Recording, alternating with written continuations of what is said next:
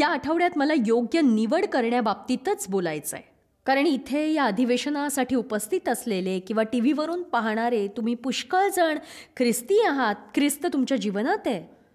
अपेक्षा आणि प्रार्थना करते तुम्हाला चांगली निवड करण्याची संधी मिळत राहो. पण या जगात कितीतरी लाखो करोडो लोक आहेत जे रोजच चुकीची निवड करत असतात. पण आपण केलेली प्रत्येक निवड हे खरं तर एक बीज असतं आणि पेरलेलं प्रत्येक बीज तुमच्या जीवनात काही ना काही फळ हे आणणारच असतं. या आठवड्यात आपण ज्ञानाविषयी बोलणार आहोत. ज्ञानाविषयी बायबल पुष्कळ काही सांगतं. म्हणजे ज्ञानी असणं कसं चांगलं आणि मूर्ख बनणं म्हणजे कशी मूर्खता आहे. तुम्ही हे लक्षात ठेवा. जर लिहित असाल तर लिहून घ्या. मला विश्वास आहे की ज्ञान ही काही बायबलची व्याख्या नाही आहे, तर ही माझी जॉयसची व्याख्या आहे आणि मला वाटतं ती योग्य आहे. बघा, शहाणपणा योग्य निवड करतो आत्ता, ज्याचे परिणाम मिळतात नंतर. समजलं का तुम्हाला? शहाणपणा योग्य निवड करतो आत्ता, ज्याचे परिणाम दिसून येतात नंतर. चला जरा पैशाविषयी बोलूया. 1 तिमोथी 6:10 पैशाचा लोभ हे सर्व प्रकारच्या वाईटाचे मूळ आहे. पैसा वाईट आहे असं ते सांगत नाही, तर पैशाचा लोभ वाईट आहे. हेच माझं वैयक्तिक मत आहे आणि म्हणूनच देव आपल्याला पैशाचा काही भाग देऊन टाकायला सांगत असतो. बघा, तुमच्या प्रगतीचं संपूर्ण प्रथम फळ ही जीवनभर चालणारी क्रिया आहे. प्रत्येक वेळी तुम्हाला थोडंसं काही मिळालं, त्यातून थोडंसं देऊन टाकावं असं देवाला वाटतं. तो असं का करतो? कारण आपण पैशावर प्रेम करू नये असं त्याला वाटतं. आणि एकच मार्ग आहे तुम्ही लोभी न होण्याचा, तो म्हणजे उदार होणं. नक्कीच ऐकताय ना तुम्ही? उदारपणाद्वारे तुम्ही लोभाविरुद्ध लढू शकता असं मी म्हणाले. कोणत्याही गोष्टीपेक्षा आपण लोभाला अधिक घाबरायला हवं, कारण बायबल असं सांगतं की लोभ असणाऱ्यांचं जीवन संपुष्टात येतं. आपण काही काल्पनिक गोष्टींचा विचार करू. असं म्हणूया की जयंतचा चांगला परिवार आहे. त्याची आवडती पत्नी आणि लहान मुलं जी त्याला आवडतात. घरापासून फार दूर नसलेली त्याची नोकरी आहे. तिथे जायला त्याला फार मेहनत लागत नाही. आठवडाभर तो कष्ट करतो, पण त्याला ओव्हरटाईम करावा लागत नाही आणि त्याला त्याचा खूप फायदा मिळतो. खरंच चांगले फायदे. तो व्यवस्थापनात नाही आहे, तसंच नेतागिरीतही नाही आहे. पण जयंतचं जीवन झकास आहे. तो देवावर प्रीती करतो, त्याचं कुटुंबावर प्रेम आहे, त्याचं बायकोवर प्रेम आहे, तो आनंदी आहे, त्याच्याकडे शांती आहे. दुसऱ्या कंपनीतून त्याला बोलावणं येतं. त्याच्या चांगुलपणाविषयी त्यांनी ऐकलेलं असतं आणि ते त्याला व्यवस्थापनात नोकरी देतात, जिथे त्याचं स्वतःचं ऑफिस असेल आणि पार्किंगची जागा ज्याच्यावर त्याचं नाव असेल. असं सगळं मोठं भव्य. आणि तो अधिक 4-5 हजार कमवू शकेल. अधिक पैशामुळे आणि बॉस बनल्यामुळे मिळणारा थोडासा अधिकार, यामुळे तो ती नोकरी स्वीकारतो आणि पार्किंगमध्ये स्वतःच्या नावाची पाटी, अशा विविध गोष्टींसाठी. पण आता सत्य हे असतं की त्याच्या हाताखाली काम करायला माणसं असतात, त्याच्यावर अनेक जबाबदाऱ्या असतात. प्रत्येक वेळी कंपनीत काही समस्या आली तर तो तिथे असला पाहिजे. आठवड्याच्या शेवटी त्यानं तिथं असणं क्रमप्राप्त होतं. म्हणजे थोडक्यात पुष्कळ वेळा त्याला चर्च चुकवावं लागायचं आणि पहिल्यासारखा तो घरी राहू शकत नव्हता. जेव्हा असायचा तेव्हा खूप थकलेला, निराश असा असायचा, कारण तो खूप काम करायचा.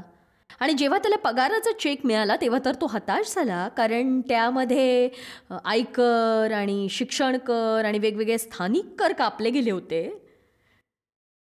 त्याच्या पदरात ती 4-5 हजाराची वाढ पडलीच नाही आणि त्या पदासाठी त्याने अधिक चांगले कपडे घेतले. ऑफिस लांब असल्याने पेट्रोलचा खर्च वाढला, मग कारच्या डागडुजीचाही खर्च वाढला. शेवटी त्याच्या लक्षात आलं की या 600-700च्या वाढीव पगारासाठी त्याने त्याचं सुख शांती विकून टाकली. इतक्या दगदगीनंतर त्याला मनशांती मिळतच नाही.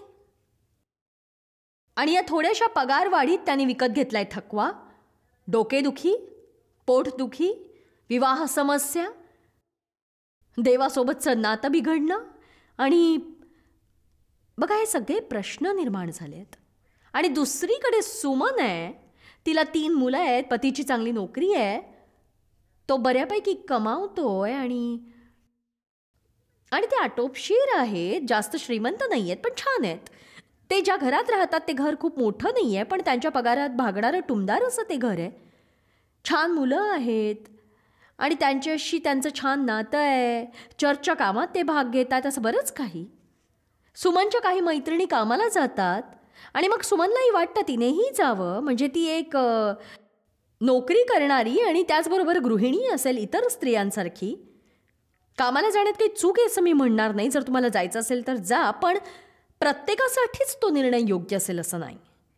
वेगवेगळे लोक वेगवेगळ्या गोष्टी हाताळतात आणि मला वाटतं जर घरातल्या स्त्रीने नोकरी करण्याने कुटुंबावर ताण पडणार असेल तर थोड्या पैशांसाठी ती निवड करू नये, कारण शेवटी तुम्ही अपेक्षित केलेले पैसे पदरात पडत नाहीतच. काय उपयोग? पाळणाघराचे पैसे भरा, स्थानिक कर, आयकर, त्या अनुषंगाने वाढलेले खर्च. आता तर वॅटसुद्धा भरावा लागतोच आणि हे सगळे कर आणि खर्च अधिकाधिक फुगत जातात. मी म्हणत नाही की नोकरी करणं चूक आहे. काही जणी एकाकी माता असतील, त्यांना पर्यायच नसेल, 1 नाही 2 नोकऱ्या कराव्या लागतील. आजकाल तर सगळं भागवण्यासाठी दुप्पट मिळकतीची गरज आहेच. पण मी फक्त केवळ इथे कल्पना करतेय की पैशावर आधारित जीवन बदलणारे निर्णय घेऊ नका. ही मुख्य गोष्ट मी तुम्हाला सांगू पाहते. पैशाला केंद्रस्थानी ठेवून विचार करू नका. त्यामुळे तुम्हाला शांती मिळते का? तुमच्या सगळ्या कुटुंबासाठी ते चांगलं आहे का? नंतर पस्तावावं लागणार नाहीये ना? खूप विचार करा, हे सगळं मिळाल्यावर काय होणार आहे. विचार करा यावर. या क्षणी मी सांगते, तुमच्या शांतीची काहीही किंमत होत नाही. तुमच्या तणावाचीही किंमत करता येत नाही. जर तुमच्या कार्यसूचीमध्ये आणि दिनक्रमामध्ये सतत फक्त धावणंच असेल, नक्कीच आपल्याला समजायला हवं की देवाकडे आपल्यासाठी चांगलं जीवन आहे. या धावण्यापेक्षा जा धावा. मी काय म्हणते तुम्हाला कळतंय का? सांगा मला. देवा करते असं समजून मी बरीच वर्ष ते करत होते. आता बघा, मी जे करत होते ते खरंच करायची गरज होती का? नक्कीच. त्यासोबत अनेक गोष्टींना मी नाही म्हणू शकत होते, ते मी केलं नाही. त्यामुळे मला अधिक वेळ मिळाला असता, पण आता मला तो वेळ मिळणार नाही. मुलांसोबत चांगल्या नात्याबद्दल मी देवाचे आभार मानते, पण तरीही कदाचित काही गोष्टी टाळता आल्या असत्या जर मी योग्य वेळी योग्य जागी असते तर. ठीक आहे, मी तुम्हाला खूपच अस्वस्थ केलंय. आता पुढे जाऊया. मार्क अध्याय 10 मध्ये आपण एका तरुण श्रीमंताला पाहतोय. मला वाटतं तुम्ही या व्यक्तीकडे पाहावं, कारण इथे एक धडा आहे पैशाविषयी जो टाळून आपण पुढे जाता कामा नये. एक तरुण अधिकारी येशूला विचारतो, सार्वकालिक जीवन हे वतन मिळावे म्हणून मी काय केले पाहिजे? येशू म्हणतो, खून करू नको, चोरी करू नको, आपला बाप आपली आई यांचा मान राख वगैरे. तो म्हणतो, मी हे सगळं केलंय, अधिक काय केलं पाहिजे? आणि तो म्हणाला की वचन 21, येशूने त्याच्याकडे निरखून पाहिले व त्याच्यावर प्रीती केली व त्यास म्हणाला, प्रीती केली यावर मी भर देते, कारण देव एका कठीण गोष्टीसाठी त्याची तयारी करत होता. त्याने त्याला ती करायला सांगितली कारण त्याची त्याच्यावर प्रीती होती. आता ऐकूया. तुझ्यात एका गोष्टीची उणीव आहे, जा तुझे असेल नसेल ते विकून टाक, हो, गोर गरिबांना देऊन टाक सगळे पैसे, म्हणजे स्वर्गात तुला संपत्ती मिळेल, आणि चल माझ्या मागे ये, मी ज्या मार्गाने जातोय त्या. पुष्कळ लोकांचा गैरसमज आहे की देवाची सेवा करण्यासाठी त्यांच्याकडे काहीही नसावं. असं नाहीये, कारण बायबल सांगतं, जसा तुझा आत्मा सुस्थितीत आहे तसे तुला सर्व गोष्टीत सुस्थिती व आरोग्य असावे. देवाला आपण आशीर्वादित असायला हवंय. देवाने तरुणाला असं सांगितलं कारण पैसा ही त्याची समस्या आहे हे त्याला समजलं होतं. पुढे सांगितलंय की तो तरुण, वचन 22 हे शब्द ऐकून त्याचे तोंड उतरले व कष्टी होऊन तो निघून गेला. आता लक्ष द्या, कारण तो फार श्रीमंत होता. नीट लक्षात घ्या, कारण तो फार श्रीमंत होता. यात मेघ अशी आहे की तो फार श्रीमंत होता. आता बघा, पुढचं वचन बघूया. तेव्हा येशू सभोवार पाहून आपल्या शिष्यांना म्हणाला, देवाच्या राज्यात श्रीमंतांचा प्रवेश होणे किती कठीण आहे, किती कठीण आहे.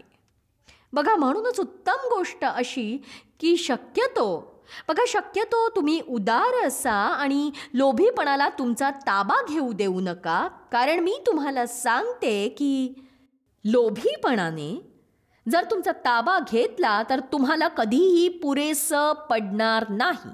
आयुष्यात तुमच्यापैकी काही जणांकडे अपेक्षेपेक्षा जास्त असेल, पण खूप काळ त्यातून समाधान मिळत नसेल, तुम्हाला अधिक हवं असेल. चला, आभारी आहे मी, 3 जणांना तरी समजलंय. चला आता.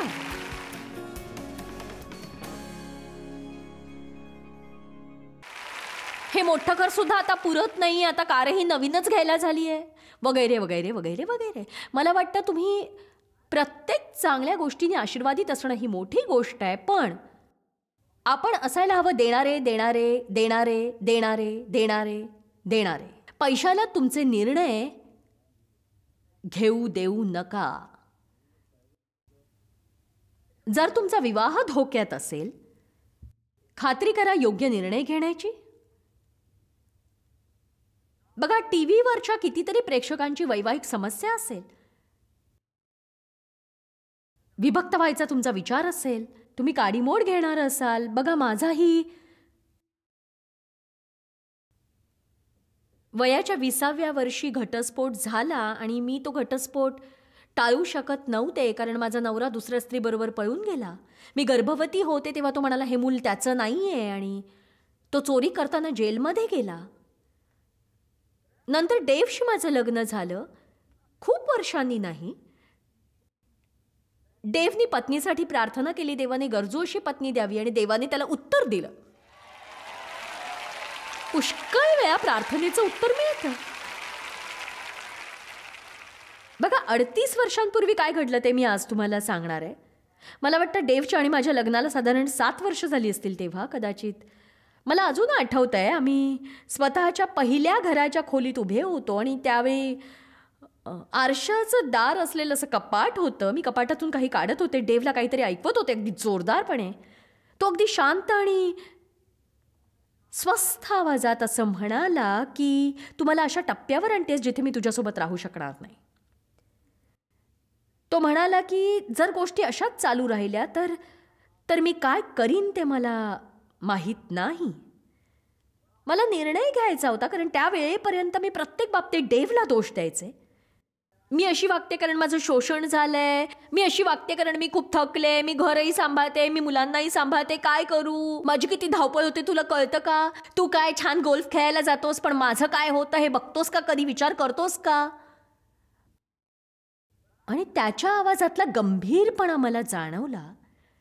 ती जणू एक सूचना होती. आपल्याला पवित्र आत्म्याकडून जीवनात अनेकदा सूचना मिळत असतात, पण त्याकडे आपण दुर्लक्ष करतो.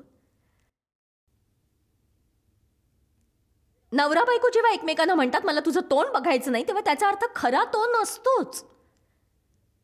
ती सूचना असते. सूचनांकडे लक्ष द्या. माझं कोणी ऐकतंय का? जर तुम्हाला सतत थकवा येत असेल तर ती सूचना आहे. असं जीवन तुम्ही जगावं अशी देवाची इच्छा नाही. कायमच जर तुम्ही निराश होत असाल तर ती सूचना आहे. तुमचं जीवन बदलायला हवं, पण आपल्याला हवं असतं भोवतालची प्रत्येक गोष्ट बदलावी. आपल्याला इतर लोकांनी बदलायला हवं असतं, आपली सगळी परिस्थिती बदलायला हवी असते, आपलं जीवन बदलायला हवं असतं, पण आपली जीवन पद्धती आपल्याला बदलायची नसते. हे लिहून घ्या तुम्ही. देवा, तू माझं जीवन बदलणार आहे. मग तो तुम्हाला काही गोष्टी करायला सांगेल. तुम्हाला त्या कराव्याशा वाटणार नाही, कारण जर तुम्ही त्या केल्या तुमची जीवनशैलीच बदलेलच. ते आपल्याला आवडत नाही. त्या दिवशी मी निर्णय घेतला की आता माझी नियती बदलणारा निर्णय मी घेणार. मी ठरवलं की मी स्वतः बदलायला हवं. मी स्वतःला सांगितलं की जर तू बदलली नाहीस तर नवरा तुला सोडून जाईल, आणि म्हणून मी स्वतःला बदलायचं असं ठरवलं आणि देवाला तसं सांगितलं. बघा, विवाह संकटात सापडला की पुष्कळ जण सोडून देतात. त्यांना समोरच्यानी बदलायला हवं असतं. ते म्हणत नाही देवा मला बदल. मी काही गोष्टींवर पडदा टाकला आणि बघा, हा संदेश तयार करताना मला आठवतंय काही निर्णय घेत असताना जर त्या दिवशी मी त्याला असं म्हणाले असते की हे बघ, तुला जे करायचंय ते कर, कारण समस्या माझी नाहीच आहे. आता जरा लक्ष द्या, जर मी तसं केलं असतं तर आज मी इथे नसते.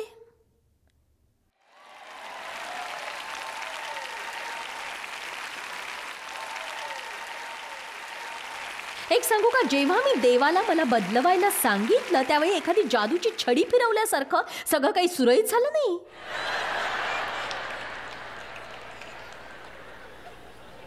बघा, देव मला हाताळत होता, सुधारत होता. त्याला अनेक वर्ष लागली, मी कधीही विसरणार नाही. 1 वर्ष पार पडलं आणि मी खूप प्रयत्न करत होते चांगलं वागण्याचा, आणि मी कधी विचार केला नव्हता मी इतकी चांगली वागू शकेन.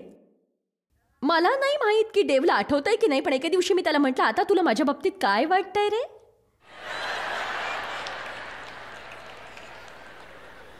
मला अपेक्षा होती असं ऐकण्याची की प्रिय तू किती छान आहेस, पण तो माझ्याकडे बघून म्हणाला, ठीक आहे.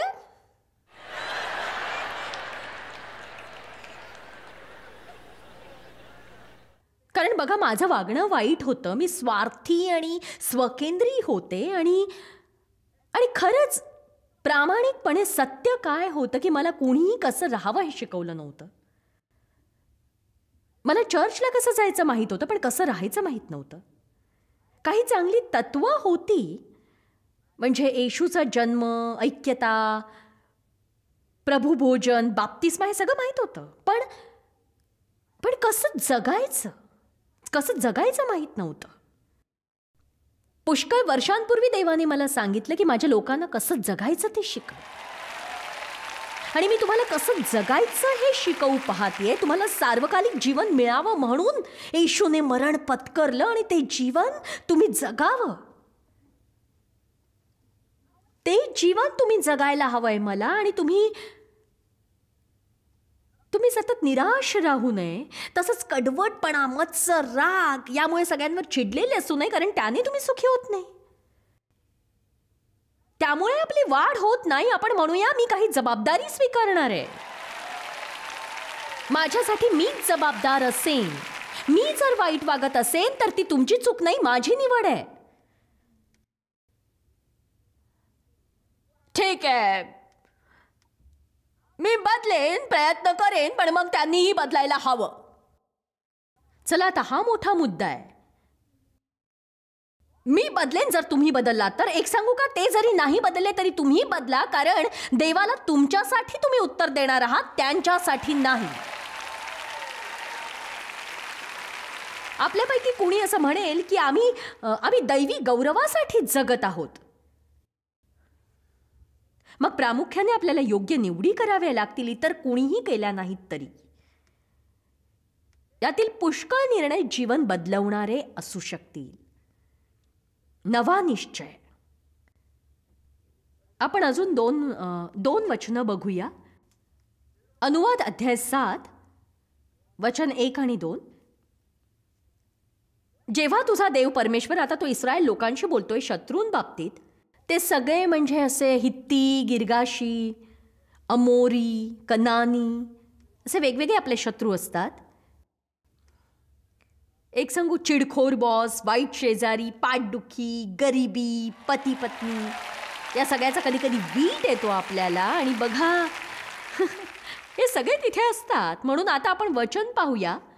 जो देश तू वतन करून घेण्यासाठी जात आहेस, तेथे तुझा देव परमेश्वर तुला नेईल, आणि तुमच्यापेक्षा मोठी आणि समर्थ अशी पुष्कळ राष्ट्रे, म्हणजे हित्ती, गिर्गाशी, अमोरी, कनानी, परिज्जी, हिव्वी आणि यबूसी, ही 7 राष्ट्रे तुझ्या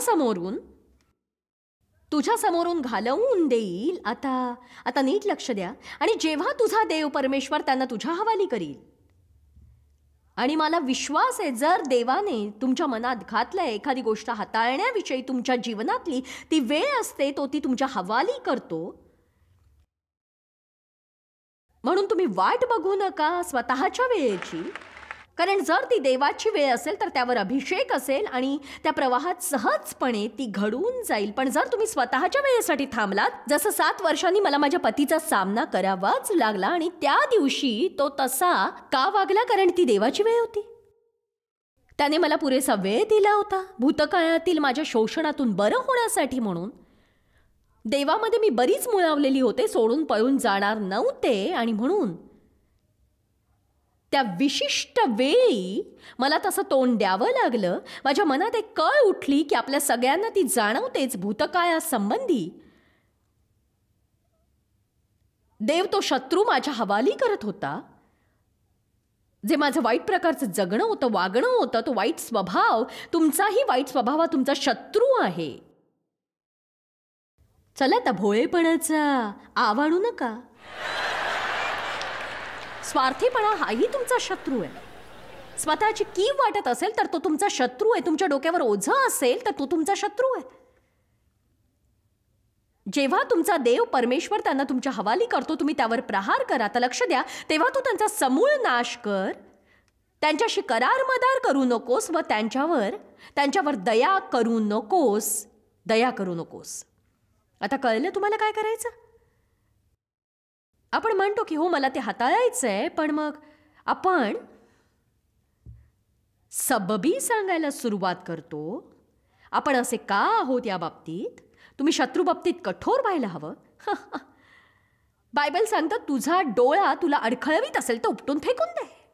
जर तुझा हात तुला अडखळवीत असेल तोडून टाक. अशा प्रकारची कठोर भाषा वापरली. त्याचं काय म्हणणं आहे? तुझ्या जीवनात अडखळवणारं काही असेल देवासोबतच्या तुझ्या संबंधात, तर ते तोडून टाक आणि त्यापासून सुटका करून घे. त्यासोबत वेळ घालवू नको, त्याच्याशी खेळू नको, त्यासाठी कारणं देऊ नकोस. बदल घडवून आण. कुणीही त्यांना बदलवू शकत नाही. मला हे तुम्हाला स्पष्ट करायचं आहे. या विचारांनी तुम्ही इथून जाताना जे काही निश्चय तुम्हाला करायचे ते तुम्हाला स्वतःसाठी करायचे, तुमच्यासाठी ते देव करणार नाही. तुम्हाला निर्णय घ्यायचा आहे, मला बदलायचं आहे, पण देवा मला ठाऊक आहे तुझ्याशिवाय हे होणार नाही.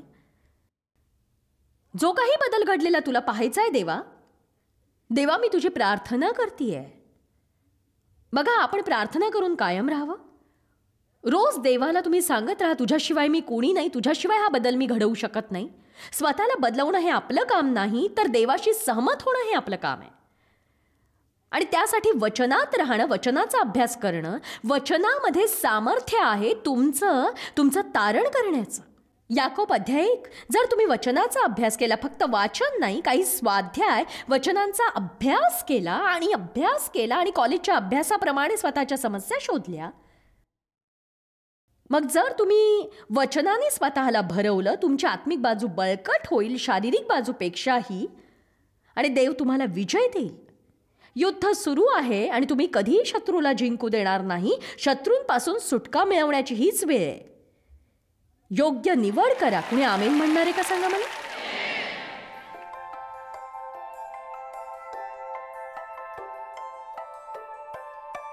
खरं तर दैवी शहाणपण ही एक खूप महत्त्वाची आणि प्रशंसनीय अशी गोष्ट आहे, आणि बायबल शहाणपणा मिळवण्याविषयी सांगतं. नीतिसूत्र अध्याय 8:11 म्हणतं, मोत्यापेक्षा ज्ञान उत्तम आहे, सर्व इष्ट वाटणाऱ्या वस्तू त्याच्याशी तुल्य नाहीत. आपण जर रोजच्या निर्णयासाठी देवाकडे पाहिलं, आपल्याला कधी पश्चातापी जीवन जगावं लागणार नाही. आणि म्हणून